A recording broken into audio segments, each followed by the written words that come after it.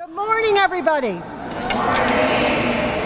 I know it's kind of hard to say Happy Lead Awareness Week, but Happy Lead Awareness Week, everyone. Yes. We have so much in the city that we've done over the past year. I want to have all the directors coming up and giving you some highlights. But first, I've got some remarks from our wonderful mayor. Mayor Bibb, come on up.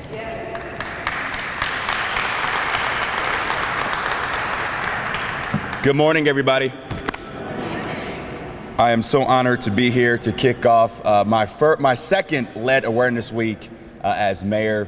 I want to just first acknowledge all the activists and all the amazing public servants inside City Hall and outside City Hall that are working to fight this issue every single day across Cleveland. Let's give them a round of applause if we can this morning. The theme for this year's Lead Awareness Week is collaboration, collaboration, collaboration. And that is a theme that our administration has taken seriously since we took office last January. Last year, we formed a lead cabinet to make sure that we did a better job as an administration to break down silos across all of our departments to make sure we are fighting the good fight to really address this issue in all of our city. The other thing that's important is last year we also, with the support of City Council, made a $17 million investment using ARPA dollars to further support the great work of the Lead Safe Coalition. And then just several weeks ago, for the first time in our city's history, we charged 50 negligent property owners in our city for their failure to comply with the lead hazard placard controls in our city as well too. And I'm just so excited about the work we're doing also as well with City Council on the Residents First legislation, because we recognize that we need more enforcement tools and more tools of accountability to hold these predatory, immoral landlords in our city accountable to fight this epidemic all across every ward in Cleveland. So we have a lot more work to do. We are in no way can we declare a mission accomplished. We have more work to do, but let this week be a week to recognize the progress we made, identify the work we still must do to fight lead across our city, but also let this week be a reminder that we must double down on our commitment to make sure no child or no family is ever challenged by the lead poison crisis we have in Cleveland. So congratulations, let's keep fighting, and let's get to work. Thanks so much.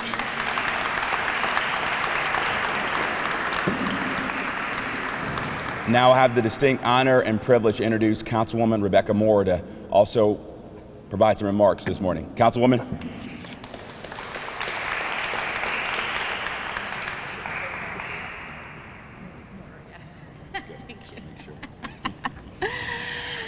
Hey, good morning, everybody. I'm grateful for the opportunity to speak at the beginning of this year's Lead Week. As you've already heard, Cleveland's lead poisoning crisis continues to be staggering.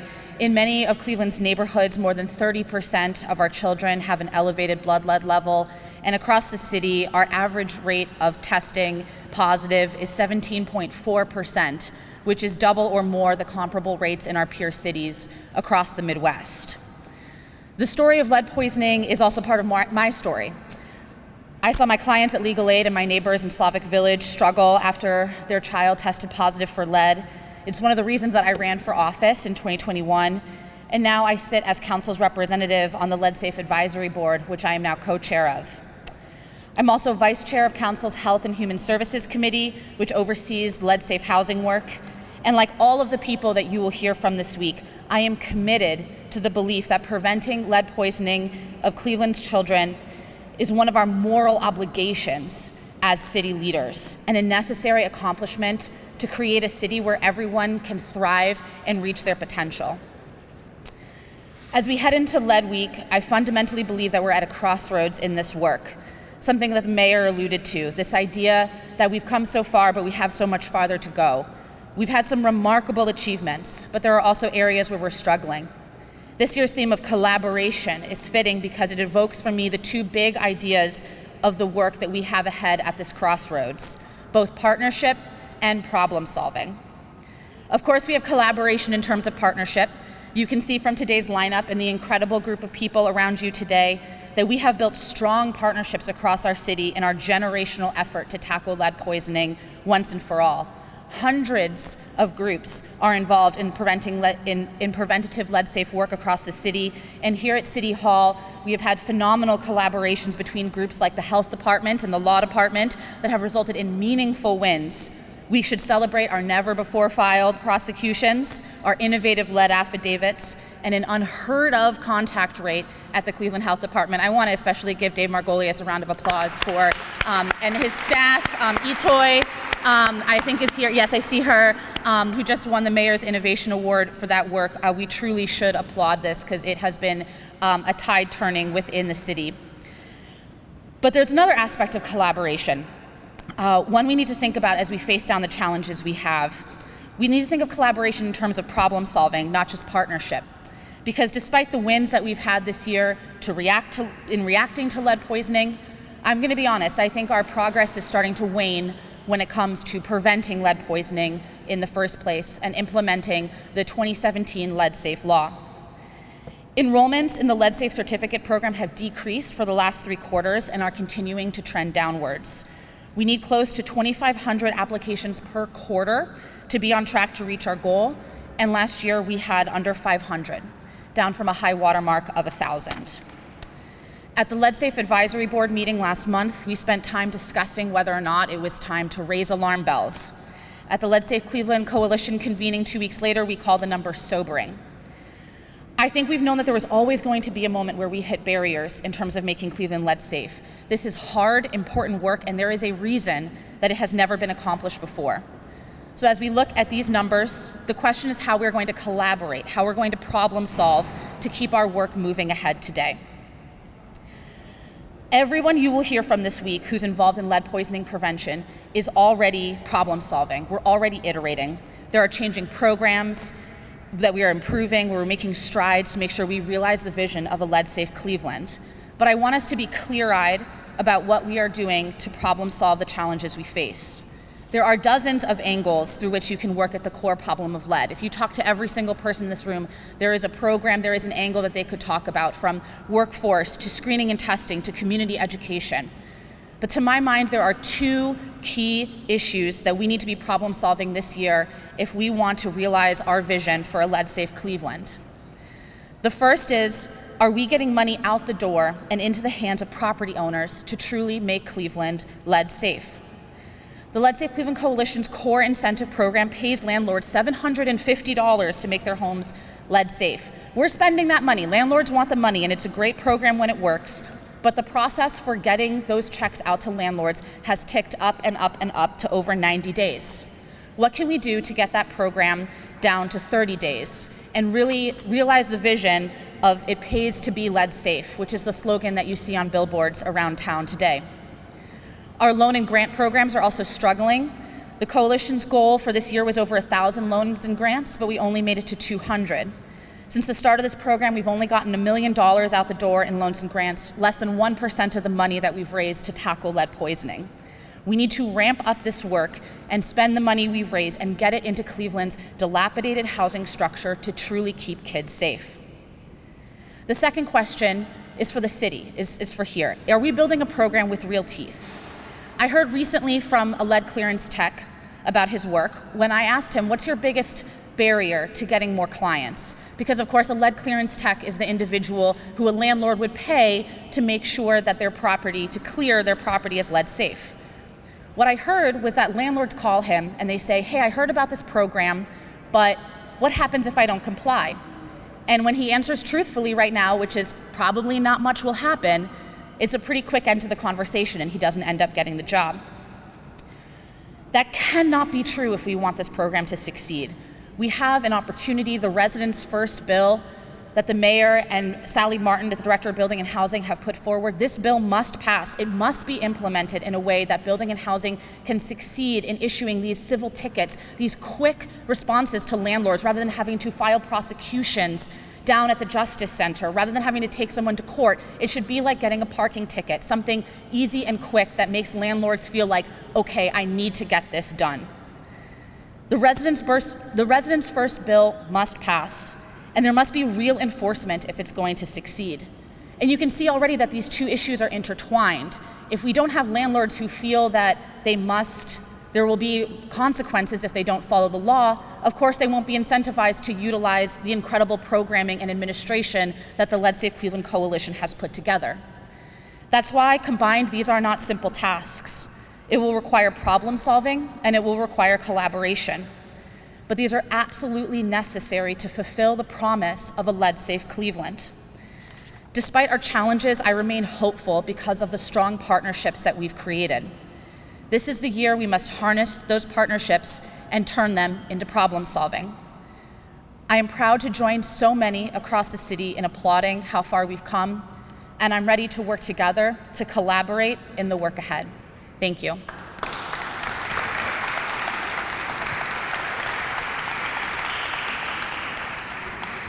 And I'm now proud to introduce our Director of Public Health, Director Dave Margolius. Thank you, Councilwoman Moore. It's just been so wonderful to have a partner in City Council who's putting the health of our residents first, the children of our great city first, and not just in Ward 12, where she represents, but she's had a view of protecting the whole city, not just her neighborhood. So we so appreciate her partnership. So in my role as Director of Public Health, our health department, we are charged with caring for the families affected by lead poisoning. In 2022, we had 257 cases of lead poisoning at a level higher than 10 micrograms per deciliter referred to our health department. The role of our department is to reach out to those families, of which we're doing at an extraordinarily high rate. It's not 100%, but it's one of the highest rates in the state at 91%. We reach out to those families and we investigate to find the source of lead poisoning. If only the health department were doing this work, the problem would never end because we're downstream from this issue. Our role is to work with the families affected by lead poisoning. All of us together, through collaboration, are working to make sure that one day the health department does not have a role in the lead pandemic.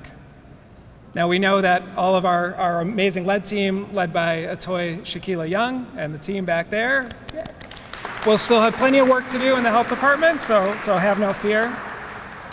But we're tired. We're tired of children coming to our department with irreversible brain damage that affects their education, that has them at risk for behavioral disturbances, for violence, and so on, and sets them back in life. So we're grateful for the partnership. We have not lost this urgency. Even after the legislation was passed in 2019, millions of dollars have been raised. We have not passed this urgency because none of us want to pass this on to our successors. We want to take care of this problem, or at least set the solutions in motion so that when we're passing this on to our successors, they're in a much better place than we are today. So with that, I will pass it over to Director Martin O'Toole. Thank you.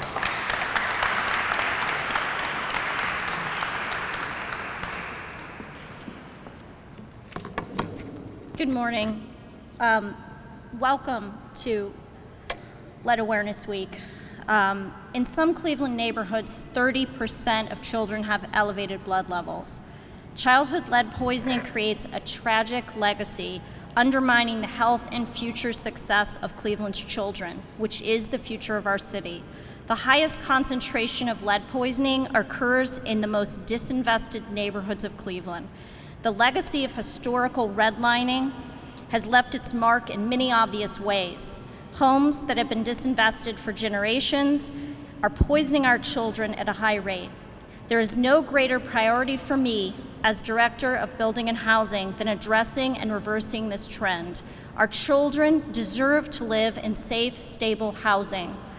Lead poisoning is a public health crisis with a housing solution.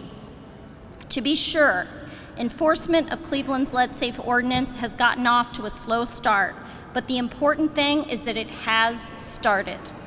Every rental home in Cleveland is now required to have a lead-safe certification. This is not an easy task with an aging, disinvested housing stock. The good news is that scores of organizations have banded together to work toward a solution. There is an unprecedented amount of funding to help and an incredible amount of collective will. And I just want to point out the hard work of our lead team, led by Karen Dittmer, who set this up today, our friends here from the lead team, Michelle Root, Jenna Fryermouth, and Victor Santillo, in addition to Karen. No people could care more deeply about a subject than our lead team, and we are all committed. Earlier this month, the administration proposed a series of ordinance changes called Residents First that Councilwoman Moore discussed. We believe this comprehensive legislative package will help us better address many of the vexing code enforcement issues that have continued to plague the city. So to create this legislative package, we worked collaboratively with our city council colleagues like Councilwoman Moore. We worked with our city staff, and we worked with external stakeholders and experts to create a sweeping legislative reform package that we feel will help us get on the mark with lead safe certifications and also deal with a lot of other problems that we have in the city, like vacant properties plaguing neighborhoods. Just this week, the city is beginning a new partnership with Ohio State University to pilot the use of a lead-binding soil. We are removing soil on a city land bank lot where a house once stood that poisoned children and replacing it with a new kind of soil that binds to the lead, rendering it unable to poison anyone. Ohio State researchers will conduct ongoing monitoring and testing of the site in the weeks and months ahead. We are committed to doing whatever it takes to make our neighborhoods safer. We didn't get here overnight, and there's no one miracle solution. The solution will be found in working together, building awareness, and continuing to change our approach based on what we learn. Lead Week is an important time to refocus and work together to create the change we are all seeking. Our future is at stake. And I want to bring up my colleague, Dave Roberts. Dave Roberts is our Chief of Code Enforcement Law, and Dave has done absolutely remarkable work in his short time with the city to start putting us in hyperspeed at prosecuting people who are poisoning children. So Dave.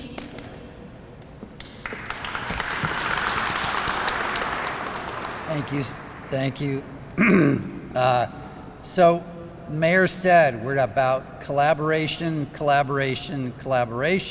And what I want to point out is that works beautifully when a pediatrician reports a child with high lead levels to the state, and the state collaborates by reporting it to our health department and provides us with authority to do a test to see where that lead may be coming from and issue an order called a lead hazard control order to the landlord. But all of that collaboration will lead to nothing if the landlords ignore those orders. And so my role is to make sure that they understand that it's not optional, that when they get a lead hazard control order, they have to obey it. And if they don't obey it, we will prosecute them. And I'm also happy to say, this is not a prosecution where the result is a fine, and we hope that that creates a deterrent effect in other landlords because they saw that that landlord ended up paying a fine.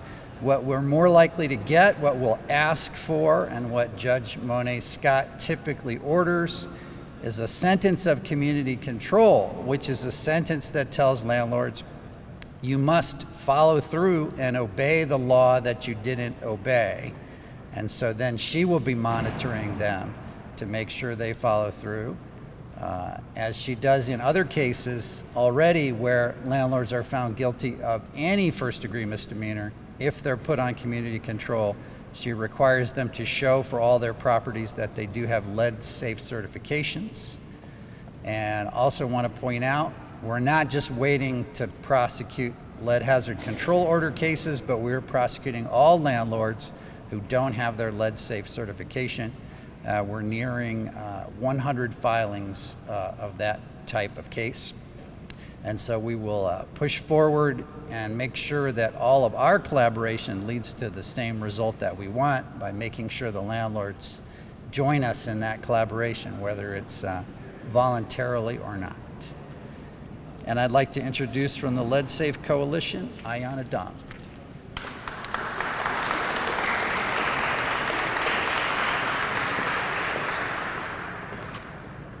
Good morning, everyone. We are thrilled to partner with the City of Cleveland during National Lead Poisoning Prevention Week to raise awareness about lead poisoning prevention. I am Ayanna Blue Donald, the Vice President and Market Leader of Enterprise Community Partners, Ohio office. For those that don't know, Enterprise is an affordable housing and community development organization operating in 11 markets across the country. A housing organization like Enterprise is helping to lead the coalition because we believe lead poisoning is a public health crisis with a housing solution. We proudly convene and manage the Lead Safe Cleveland Coalition public-private partnership formed in 2019 to proactively prevent lead poisoning. To date, the coalition has over 550 members representing 150 organizations, including property owners, residents, lead safe workers, local government, healthcare systems, housing and advocacy organizations, academia, funders, and more. Because this crowd is just so great, I'm wondering, who's a member of the Lead Safe Cleveland Coalition? Can I see a hand? If your hand is not raised, I invite you to become a member. While we are from different backgrounds, we share the same guiding belief. No child should be lead poisoned in the city of Cleveland. As we all know, lead poisoning impacts us all, and we believe everyone has the responsibility to prevent it. This issue touches everything from educational attainment, infant mortality, criminal justice, to housing stability and workforce development. The costs of lead poisoning are staggering to our children, our families, and our community. The centerpiece of the coalition's work is supporting the Lead Safe certification. We do this primarily through our main tool, the Lead Safe Home Fund, a first-of-its-kind fund to support property owners and families in lead safety. The Lead Safe Home Fund and all of our resources, programs, and services our city needs to make the Lead Safe certification feasible and to successfully prevent lead poisoning. The fund currently offers, number one, a spectrum of lead safe loans and grants for Cleveland property owners to make lead safe repairs with grants up to $12,000 per unit. Number two, a lead safe resource center to provide lead safe certification navigation, workforce development, resident services, community education and training, lead safe certification incentives. And third, lead safe childcare grants, which was recently added to create lead safe childcare homes and centers. We are proud to partner with Starting Point to lead the lead safe childcare programming kicking off this week. We like to think of the Lead Safe Home Fund as the carrot to attract people to lead safety. As you've heard today, we have a lot of work ahead, and we are proud of the progress made thus far. A couple of points to make. Over the past year, 198 lead safe workers were trained. We issued over 1,200 lead safe certification incentives ranging from $750 to $1,000, expending the $1.25 million of incentives budgeted for the year. We are getting incentive money out the door. In June 2023, we launched a new marketing campaign, It Pays to Get Lead Safe, to reach property owners to let them know about the funds available to make their units lead safe, and as a result, have been seeing an uptick in grant applications and an increased construction pipeline. Now, while we know it does pay to be lead safe, however, if you are a landlord that is not lead safe, the city should make you pay through enforcement. When the policy committee submitted 33 recommendations to the City Council and Administration in 2019, one of those recommendations was for civil enforcement of lead certification violations. We are happy to see that this was introduced in the Residents First package. We are also looking forward to reconvening the policy committee to have a robust conversation of any other changes to legislation and policies to make sure that lead safety is actually accomplished in our city. And by the end of the year, we will have 3 additional grants to property owner administrators in addition to CHN to provide grants to help make properties lead safe. That will be Famicos, Fairfax, and CNP, who will administer their work through other CDCs throughout the city. Throughout the years of administering the Lead Safe Home Fund, we have continued to iterate and innovate to think of different methods to have landlords and property owners encouraged to make properties lead safe. For example, we increased the incentive amount, we expanded the maximum grant award, we changed the income guidelines so that anyone of any income currently can qualify for at least a $4,500 grant to make their property lead safe. We continue to look for ways to grow and help support the City of Cleveland's lead safe certification process. We are looking forward to our continued partnership with the City of Cleveland, property owners, lead safe workers, residents, and other stakeholders and partners.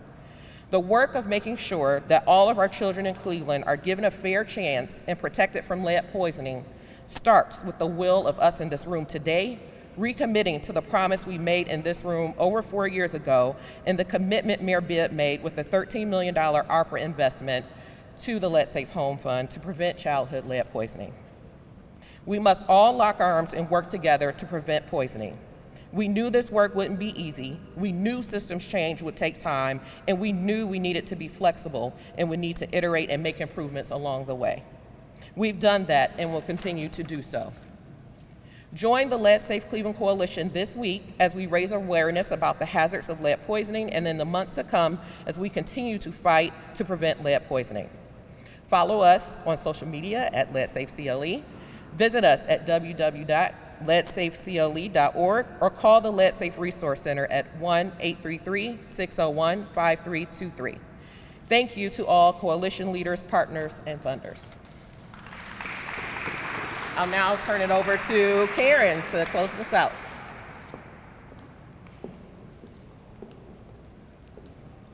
I really want you all to look around because this group is committed to this effort. It takes heart to deal with lead-poisoned kids. It takes heart to deal with people's homes. Remember, we're going into their homes. We're trying to make a difference. Please talk with each other after this. We've got coffee, donuts, and apple cider I brought. And start to make these connections because without them, we need all of us to get this work completed. And thank you all so much for coming. I really appreciate it. Thanks, everyone.